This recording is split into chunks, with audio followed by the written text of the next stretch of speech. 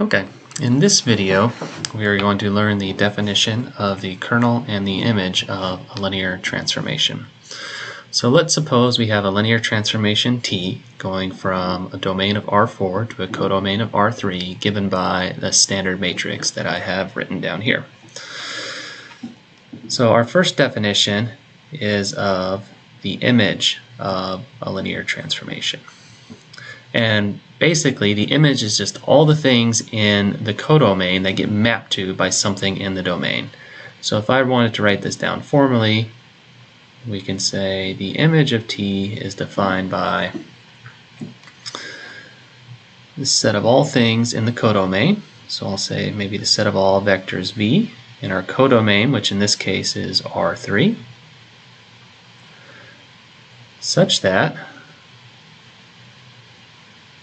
it gets mapped to by something from the domain.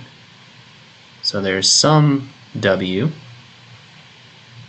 in our domain, which in this case is R4, that T sends over to V. So for a quick example here,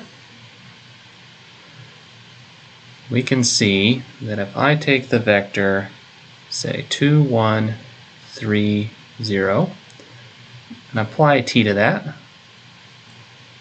quick computation shows, and this is a quick practice of standard A2 if you like, that we get 10, 5, 9 out.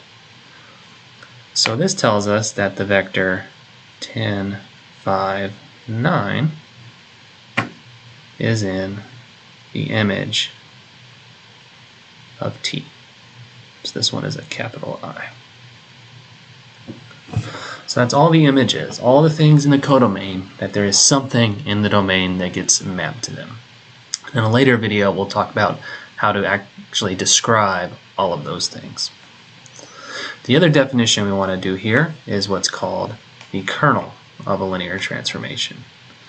So the kernel, instead of being a subspace of the codomain, is a subspace of the domain. And the kernel is, I always think of this as all the things in the domain that get squished down to the zero vector. Okay. So kernel of T is the set of all vectors V in the domain R4 such that T sends it to the zero vector. Okay. So all the things that get mapped to the zero vector. So for a quick example,